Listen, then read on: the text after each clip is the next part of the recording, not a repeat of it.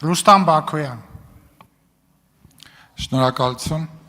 Այդ կրկոտ տրամաբանության մեջ հիշում եմ, պարոն վարչապետ, 2021 թվականի ընտրություններին, երբ մեր ընտանիքի փոքր անդամը եղբորս որդին հեռախոս ձեռքին եկավ, ասեց, «Էս ինչ ադրբեջանական բաներ են, որ ադրբեջանցիներ պետք է Հայաստան գան եւ Հայաստանի վիճակը պետք է վատանա, երբ Հայաստան դաշինքի քարոզարշավի թեզերն էր ընկել ձեռքը եւ այդ գովազդներով ինձ մոտ էր եկել եւ դա ըստ էության երբ որ մեր Հայաստան մեր ընդդիմադիր գործընկերները խոսում են այդ կեղծ նարատիվներից, ես պետք է ասեմ, որ իրենք պատասխանատվություն են կրում դրա համար, որովհետեւ ծանր հոգեբանական տրավմա են թողել մեր երիտասարդների, մեր երեխաների վրա 2021 թվականին։ Բայց ես ստիպված եմ անցում կատարել մեր նաև ծրագրին կառավարության, պարոն վարչապետ, այստեղ 3-ի երկրորդ գլխում հատկապես գյուղատնտեսության բաժնում նշված է, որ շուրջ 1500 հեկտար ինտենսիվ այգիներ են կառուցվելու եւ նաև անասնագլխաքանակը 2.5%-ից հասնելու է 7.5%-ի, խոսքը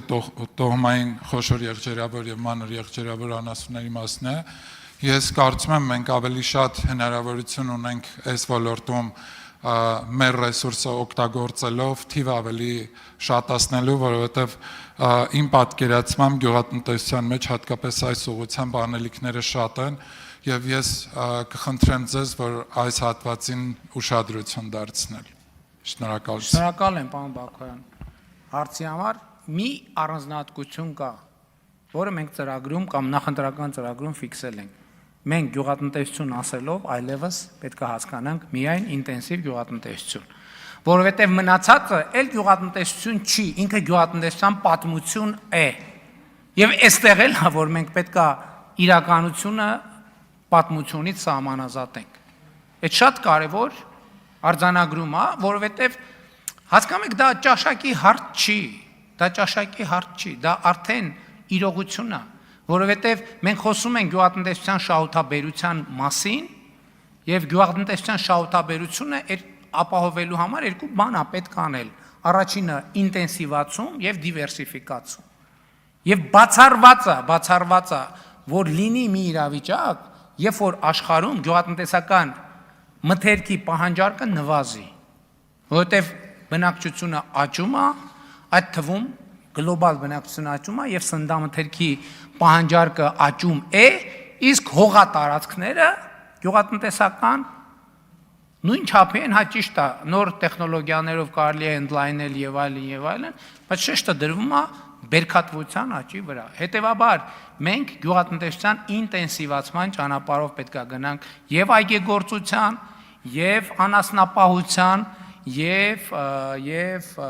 վարելահողերի մշակման։ Էս է ճանապարհ, ուրիշ ճանապարհ չկա։ Արձագանք։ Շնորհակալ եմ, միանշանակ համաձայն եմ, պարոն վարչապետ, մեր ընդդիմադիր գործընկերները հաճախ ասում են, որ գյուղատնտեսության անկում կա եւ շատ հաճախ նաեւ նշում են, որ անասնագլխաքանակի թիվը պակասել է, բայց մյուս կողմից, եթե ես այս հայտարարությունն անեմ, գուցե պրովոկացիոն թվա եւ դա էլ օգտագործեն մեր դեմ, դա ի ուրախություն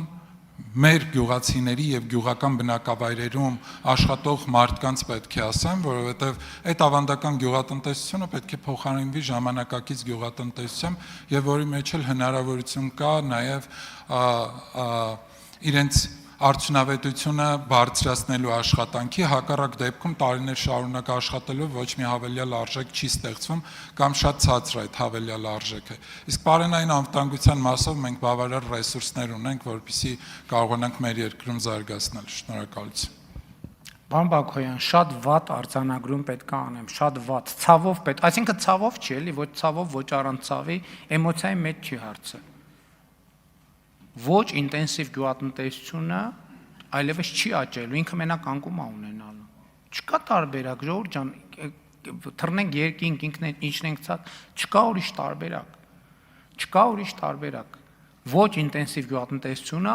այլևս միայն անկումը ապրելու։ Հետևաբար երկրում գյուղատնտեսության աճի ցուցանիշը ապահովելու առումով ոչ թե ցուցանիշը, այլ նաև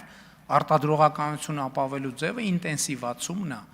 ոռոգումից սկսած, սերմերի ընտրությունից սկսած, այգեգործության մեթոդներից, դաշտավարման մեթոդներից, անասնապահության մեթոդներից եւ այդպես շարունակ։ Դա հնարավոր չի փոխել, հասկանում եք, դա էլ հնարավոր չի փոխել, որովհետեւ դա արդեն բոլորովին ուրիշ, ոնց որ ժամանակը հնարավոր չի հետ պատտել, նույնն էլ գյուղատնտեսությանն է վերաբերում։